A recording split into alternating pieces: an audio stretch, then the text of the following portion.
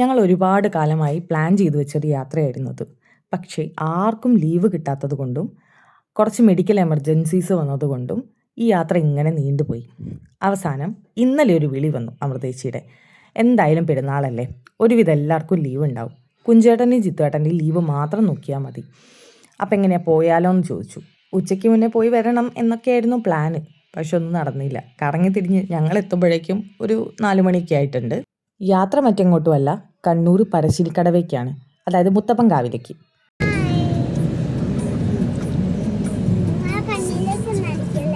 കണ്ണിലേക്കൊന്നും അടിക്കല്ലേ. 4 മണിക്ക് യാത്ര തുടങ്ങാം എന്നായിരുന്നു പറഞ്ഞിരുന്നത്. പക്ഷേ സ്വാഭാവികമായിട്ടും എല്ലാവരും നേരം വൈകി. അങ്ങനെ ഏകദേശം ഒരു 4:30 4:45 ഞങ്ങൾ പാലാഴിയിൽ നിന്ന് യാത്ര തുടങ്ങിയത്. അങ്ങനെ വണ്ടിയിൽ എല്ലാവരും ഉണ്ടായിരുന്നു. സാധാരണ എല്ലാ യാത്രയിലും പതിവായി ഉറങ്ങുന്ന ഒരാളാണ് ഞാൻ. ഇതുവരെ പോയ എല്ലാ സ്ഥലത്തും വെട്ടിയിട്ട വാഴ പോലെ വണ്ടി കയറി കഴിഞ്ഞാൽ അപ്പം തൊട്ട് ഞാൻ ഉറങ്ങും. പക്ഷേ ഇന്നെന്തോ ഞാൻ ഉറങ്ങിയില്ല. എനിക്ക് ഉറക്കമില്ലായിരുന്നു. ഇതെന്താ നടക്കുന്നതെന്ന് വെച്ചാൽ, ഈ ഹീൽസ് ഉള്ള ചെരുപ്പ് കുത്തിക്കയറ്റി വരണ്ടാന്ന് 1000 വട്ടം ഞാൻ അവളോട് പറഞ്ഞതാ. കേട്ടില്ല. എൻ്റെ പാവാടിയും ബ്ലൗസിനും മാച്ചാണെന്ന് പറഞ്ഞ് എടുത്തിട്ടു. പക്ഷെ നടക്കാൻ കഴിയുന്നുണ്ടായിരുന്നില്ല. അതിനുള്ള ചീത്തപ്പറച്ചിലാണ് നിങ്ങളവിടെ കണ്ടത്. പിന്നെ വരുന്ന വഴിക്ക് സ്വാഭാവികമായിട്ടും നമ്മൾ നോക്കി വെക്കുക എന്തൊക്കെ വാങ്ങാനുണ്ടെന്ന്. അങ്ങനെ ഞങ്ങൾ വേഗം ഉള്ളിലേക്ക് കയറി. ചോറൂണിന് ഞങ്ങൾക്ക് 16 ടോക്കൺ നമ്പർ കിട്ടിയത്. മുണ്ടൊക്കെ ഞങ്ങൾ അപ്പോഴേക്കും ഉടുപ്പിച്ചു. പക്ഷെ നോക്കുന്ന സമയത്ത് അവിടെ നമ്പറൊക്കെ വിളിച്ച് തുടങ്ങുന്നുണ്ടായിരുന്നുള്ളൂ. ഒരു 6 7 എങ്ങാനും എത്തിയിട്ടുണ്ടായിരുന്നത്. അപ്പം ഞങ്ങൾ ഉള്ളിൽ കയറി ഒന്ന് പ്രാർത്ഥിച്ചിട്ട് വരാമെന്ന് വിചാരിച്ചു. ഉള്ളിലേക്ക് ഫോൺ അലൗഡ് അല്ല. അതുകൊണ്ട് ഞങ്ങൾ ഉള്ളിൽ കയറി പ്രാർത്ഥിച്ച് വന്നതിന് ശേഷമാണ് ചോറൂണിന് വേണ്ടി പോയത്. ഞങ്ങളുടെ ഭാഗ്യം കൊണ്ടാണോ എന്നറിയില്ല, ചോറ് കൊടുക്കാൻ വേണ്ടി ഷീട്ടാക്കിയ ആൾക്കാരൊക്കെ നേരെ അമ്പലത്തിൻ്റെ ഉള്ളിലേക്കാണ് പോയത്. അവിടെ ഇരുത്തിയിട്ടാണ് കൊടുക്കുകയെന്ന് വിചാരിച്ച് ഞങ്ങൾ പുറത്തിറങ്ങി നോക്കിയപ്പോഴാണ് ഇങ്ങനെയൊരു സ്ഥലം കണ്ടത്. ഞങ്ങൾ നേരെ പോയി നിൽക്കുന്ന സമയത്ത് നമ്പൂതിരി നിങ്ങൾ ചോറ് കൊടുക്കാനുള്ളവരാണെന്ന് ചോദിച്ചു. ഞങ്ങളാണെന്നും പറഞ്ഞു.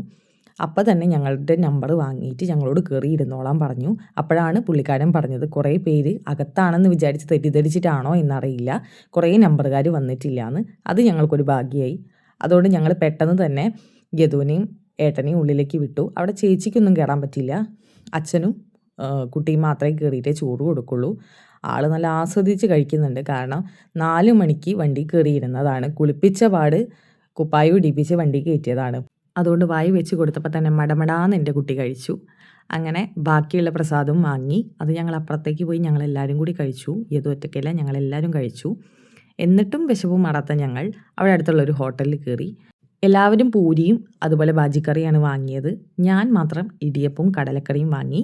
അതിനെ കുറച്ചെടുത്തിട്ട് യദുവിനും കൊടുത്തു. അവൻ എൻ്റെ കൂടെ ഇരുത്തിയിട്ടാണ് എപ്പോഴും ഫുഡ് കൊടുക്കാറ്. ഞാൻ കൊടുത്താലേ അവൻ കഴിക്കാറുള്ളൂ. അതുകൊണ്ട് ചേച്ചിക്ക് വളരെ സുഖമാണ്.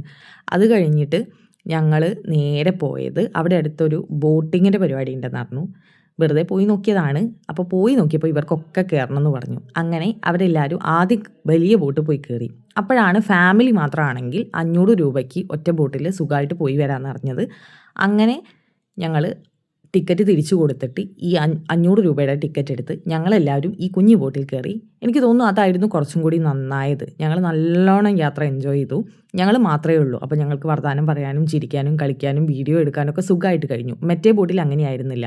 ഒരുപാട് പേരുണ്ടായിരുന്നു. അപ്പോൾ നമ്മുടെ പരിപാടികളൊന്നും നടക്കില്ല. ഞാൻ മീനുവിനെ കൊണ്ട് പറഞ്ഞ് എനിക്ക് കുറച്ച് ഫോട്ടോസും വീഡിയോസും കാര്യങ്ങളൊക്കെ എടുപ്പിച്ചു. ഇതിന് മുമ്പ് ഞാൻ ബോട്ട് കയറിയിട്ടുള്ളത് ബേപ്പൂര് കടപ്പുറത്ത് പോയ സമയത്താണ്. ആ യാത്രയും ഇതുപോലെ നല്ല രസമായിരുന്നു.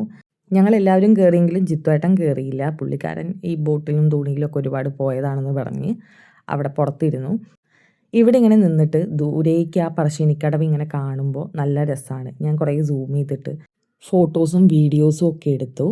ഇതിൽ നിന്ന് എങ്ങനെ ഇറങ്ങും എന്നുള്ള ടെൻഷനായിരുന്നു വല്യമ്മക്ക്. അതിങ്ങനെ പറഞ്ഞുകൊണ്ടിരിക്കുകയായിരുന്നു എനിക്ക് ഇറങ്ങാൻ പേടിയാണെന്ന്. അത് കഴിഞ്ഞ് ഞങ്ങൾ നേരെ സാധനങ്ങളൊക്കെ വാങ്ങാൻ പോയി. കുറേ സാധനങ്ങളൊക്കെ വാങ്ങി തിരിച്ചു വരുന്ന വഴിക്ക് വിസ്മയ കണ്ടപ്പോൾ ആദ്യം വിസ്മയെ കയറണം എന്ന് പറഞ്ഞു. പക്ഷേ ഞങ്ങളുടെ കോസ്റ്റ്യൂമും കാര്യങ്ങളും പിന്നെ ഞങ്ങൾ പ്ലാൻ ചെയ്തതും വെച്ച് വിസ്മയ ഇല്ലായിരുന്നു. ഞാൻ എൻ്റെ ചെറുപ്പത്തിൽ സ്കൂളിൽ നിന്ന് വിസ്മയിലൊക്കെ പോയതാണ്. അതുകൊണ്ട് വിസ്മയ എനിക്ക് വലിയ ഇൻട്രസ്റ്റ് ഉള്ള കാര്യമായിരുന്നില്ല. പക്ഷേ സ്നേക്ക് പാർക്ക് പോകാൻ നല്ല ഇൻട്രസ്റ്റ് ഉണ്ടായിരുന്നു. അങ്ങനെ അത് തിരിച്ചു വരുന്ന വഴി ആയതുകൊണ്ട് ഞങ്ങൾ അവിടെ വണ്ടി പാർക്ക് ചെയ്തിട്ട് ഞങ്ങൾ നേരെ സ്നേക്ക് പാർക്കിൻ്റെ ഉള്ളിലേക്ക് കയറി. അതാവുമ്പം യദുവിനും ആദിക്കും കാണാനും പഠിക്കാനും കുറേ കാര്യങ്ങളുണ്ടാവും. വിസ്മയിൽ പോകുമ്പം പിള്ളേർക്ക് ഇൻട്രസ്റ്റ് ആണ്. വിസ്മയിലും ഇതുപോലെ ഒരു ദിവസം സെറ്റാക്കി പോകാം എന്നൊക്കെ പറഞ്ഞ് ആശ്വസിപ്പിച്ച് ആദിനെയും കൂട്ടി ഞങ്ങൾ നേരെ വന്നത് സ്നേക്ക് പാർക്കിലേക്കാണ്. ഇതിനു മുമ്പ് ആദിക്ക് ചോറ് കൊടുക്കാൻ വന്ന സമയത്തായിരുന്നു ഞങ്ങൾ സ്നേക്ക് പാർക്ക് പോയത്. അന്നത്തെ പോലെയല്ല, ഒരുപാട് മാറ്റങ്ങൾ വന്നിട്ടുണ്ട്. എനിക്ക് തോന്നുന്നു അന്ന് കുറച്ചും കൂടി അധികം പാമ്പുകളും അതുപോലെ കുറേ അധികം മൃഗങ്ങളും കാര്യങ്ങളൊക്കെ ഉണ്ടായിരുന്നു. ഇപ്പം കുറച്ച് കുറവാണ്. അവിടെ ഒരു കിണർ പോലത്തെ ഒരു സംഭവം ഉണ്ടായിരുന്നു. അത് ഞങ്ങൾ ഇത്തവണ വന്നപ്പം കണ്ടില്ല. ഞങ്ങൾ അവിടെയൊക്കെ തപ്പി. ഇനി ഞങ്ങൾ അവിടെ തപ്പിയിട്ട് കാണാഞ്ഞതാണോ എന്താണെന്നറിയില്ല. ഞങ്ങൾ ഒരുവിധപ്പെട്ട ഏരിയയിലൊക്കെ ചുറ്റിക്കറങ്ങി നോക്കി. പക്ഷേ അങ്ങനെ ഒരു സെറ്റപ്പ് അന്ന് പോയപ്പം കണ്ടത് ഇപ്പം ഞങ്ങൾ കണ്ടിട്ടുണ്ടായിരുന്നില്ല. എന്തായാലും ആദ്യം ഇതും വളരെയധികം എൻജോയ് ചെയ്യുന്നുണ്ടായിരുന്നു. സോ അപ്പം നമ്മളിവിടെ വന്നിരിക്കുന്നത് സ്നേക്ക് പാർക്കിൽ. സോ ഫസ്റ്റ് നമ്മളിപ്പം ഫിഷിനെ കണ്ടു, കുറേ ഇനത്തിനെ കണ്ടിട്ടുണ്ട്. ഇനി നമ്മൾ നോക്ടേണൽ ഹൗസോ അങ്ങനെ എന്തോ ഒരു ഐറ്റം, അതിലേക്ക് പോവാം. സോ ഫസ്റ്റ് ഞങ്ങൾ കാട്ടുപൂച്ചനെ കാണിച്ചു തരാം.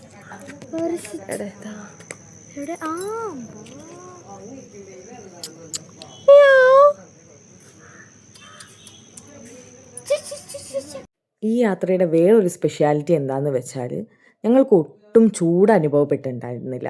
വീട്ടിലൊക്കെ ചൂടെടുത്തിട്ട് ഇരിക്കാനും പറ്റാത്ത അവസ്ഥയിലായിരുന്നു ഞങ്ങൾ. അപ്പം ഞങ്ങൾ പറയുകയും ചെയ്തു, ഇങ്ങനെ പോകുന്ന സമയത്ത് എങ്ങനെയായിരിക്കും ചൂടൊക്കെ താങ്ങുക.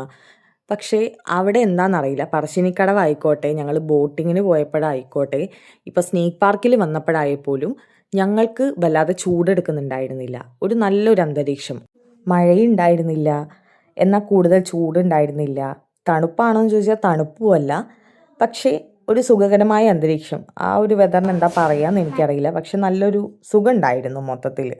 ഇതിലെ പകുതിയും മുക്കാലും വീഡിയോസൊക്കെ എടുത്തത് മീനു ആണ് കേട്ടോ. അവളും ആദ്യം കൂടിയാണ് എടുക്കുന്നുണ്ടായിരുന്നത്. നമ്മൾ ഇപ്പം എന്താണ് കണ്ടത്? മരപ്പട്ടി. മരപ്പട്ടീനെ മാത്രം കണ്ട്. സോ നമ്മളിപ്പോൾ എന്തൊക്കെ കണ്ടു നമ്മളിതാ? നമ്മൾ പെരുമ്പാമ്പിനെ, മരപ്പട്ടിയെ പറയാമല്ലോ. ശരിക്കും വ്ളോഗ് എടുത്തിട്ട് ഇടാനുള്ള ഓർമ്മയൊന്നും എനിക്കുണ്ടായിരുന്നില്ല. പുതിയ ഫോണൊക്കെ വാങ്ങിയതല്ലേ, നമുക്കൊരു വീഡിയോ ഒക്കെ എടുത്തിട്ട് നീ വ്ളോഗാക്കി ഇട്ടോ എന്ന് പറഞ്ഞിട്ട് വീഡിയോ എടുക്കാൻ വേണ്ടി കൊണ്ടുപോയത് മീനു ആയിരുന്നു.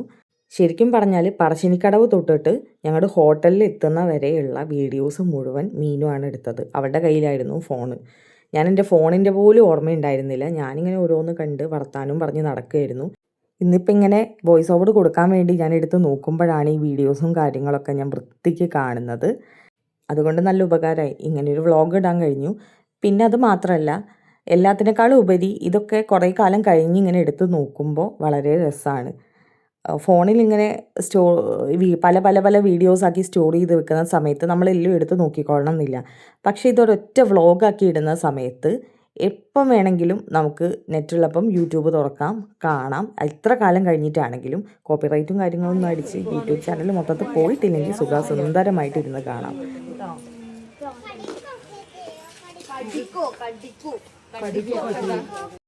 ഇതിൻ്റെ മുന്നിൽ നിന്ന് ഫോട്ടോ എടുക്കണമെന്ന് ഇത് വാശി പിടിച്ചിട്ടോ. അങ്ങനെ ഞാൻ 2-3 ഫോട്ടോ ഒക്കെ എടുത്തു കൊടുത്തു. നല്ല രസമില്ലേ? പിന്നെ ഞങ്ങളങ്ങ് പോയപ്പോഴാണ് ഇതിനൊക്കെ കണ്ടത്. ഇത് രാജവെമ്പാലയാണ് കേട്ടോ. രാജവെമ്പാല, അതുപോലെ തന്നെ അണലി, അങ്ങനെ കുറേ പാമ്പുകളുണ്ടായിരുന്നു. ഈ യദുവിനൊക്കെ പാമ്പ് വളരെ ക്രേസാണ്. വേറൊരാൾക്ക് പറഞ്ഞാൽ വിശ്വസിക്കാൻ പറ്റില്ല. അവൻ ഏറ്റവും കൂടുതൽ കാണാറ് അനിമൽ പ്ലാനറ്റാണ്. അതിൽ തന്നെ സ്നേക്കിനെ കുറിച്ചിട്ടാണ്. ഇനി മൂവി കാണുവാണെങ്കിൽ തന്നെ പറയും, അന്നക്കൊണ്ട വെച്ച് തരുമോ, ഏതെങ്കിലും സ്നേക്കിൻ്റെ മൂവി വെച്ച് തരുമോ എന്നൊക്കെ. പാമ്പിൻ്റെ വളരെ ക്രേസാണ്, എന്താണെന്നറിയില്ല. ഈ ഒരു പാമ്പിനെ ശരിക്കും നമ്മൾ തൊട്ടടുത്ത് കാണുന്ന പോലെ ഉണ്ടായിരുന്നു, കാരണം അത്ര ക്ലോസ് ആയിട്ടായിരുന്നു ആ ഗ്ലാസ് ഉണ്ടായിരുന്നത്. പിന്നെ അവിടുന്ന് ഞങ്ങൾ നേരെ അവിടെ തന്നെ ഉള്ള ഒരു കഫേയിലേക്ക് കയറി എന്തെങ്കിലുമൊക്കെ ഒന്ന് കുടിച്ചിട്ട് പോകാമെന്ന് വിചാരിച്ചു. പിന്നെ അത് കഴിഞ്ഞ് ഞങ്ങൾ ഹോട്ടലിൽ കയറി ഒരു ബിരിയാണി കഴിച്ചു. പിന്നെ നേരെ വീട്ടിലെത്തി. ഞാൻ എന്തായാലും സെറ്റ് സാരി കൊടുത്തല്ലേ, അപ്പോൾ ഇൻസ്റ്റയിൽ ഇതിലും പോസ്റ്റ് ചെയ്യാൻ വേണ്ടി കുറച്ച് വീഡിയോ എടുക്കാമെന്ന് വിചാരിച്ചു. എൻ്റെ ഓൾമോസ്റ്റ് വീഡിയോസ് എടുത്തു തരിക ആദ്യമാണ് കേട്ടോ. ഞാൻ പറയും പോലെ എടുത്തു തരും, ഭയങ്കര ക്ഷമയാണ്. എത്ര നേരം വേണമെങ്കിൽ ക്ഷമിച്ച് എനിക്ക് വേണ്ടി വീഡിയോ എടുത്തു തരും.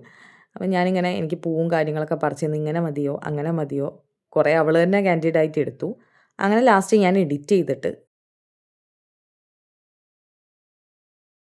ഒരു 30 സെക്കൻഡുള്ള വീഡിയോ ആക്കി ഇൻസ്റ്റയിലൊക്കെ പോസ്റ്റ് ചെയ്തു. പിന്നെ ഞാൻ ഇന്നിങ്ങനെ ഇരുന്ന് എഡിറ്റ് ചെയ്തുകൊണ്ടിരിക്കുമ്പോൾ വളരെ സന്തോഷം. എത്രയോ കാലത്തിന് ശേഷമാണ് ഞങ്ങളിങ്ങനെ ഒരു യാത്ര പോകുന്നത്. അത് ഞങ്ങൾ ഒരുപാട് എൻജോയ് ചെയ്തു. കുറച്ച് കാലമായിട്ട് ഞങ്ങൾക്ക് യാത്ര പോകാനോ എന്തിന് മനസ്സറിഞ്ഞ് ചിരിക്കാൻ പോലും പറ്റിയിട്ടുണ്ടായിരുന്നില്ല. ഞങ്ങൾ ആ ഒരു സ്റ്റേജൊക്കെ കടന്ന് ഞങ്ങളെ ഫാമിലി ഇങ്ങനെ ഒന്ന് റെഡിയായി വരികയാണ്. ഞങ്ങളെല്ലാം റീഗെയിൻ ചെയ്യുകയാണ്. ഞങ്ങളുടെ പഴയ ആ ഒരു വൈബും പഴയൊരു സന്തോഷവും കാര്യങ്ങളൊക്കെ തിരിച്ചു പിടിക്കാനുള്ള ഒരു ശ്രമമാണ്. അപ്പോൾ അതിൻ്റെ ഒരു തുടക്കമാവട്ടെ ഈ യാത്ര.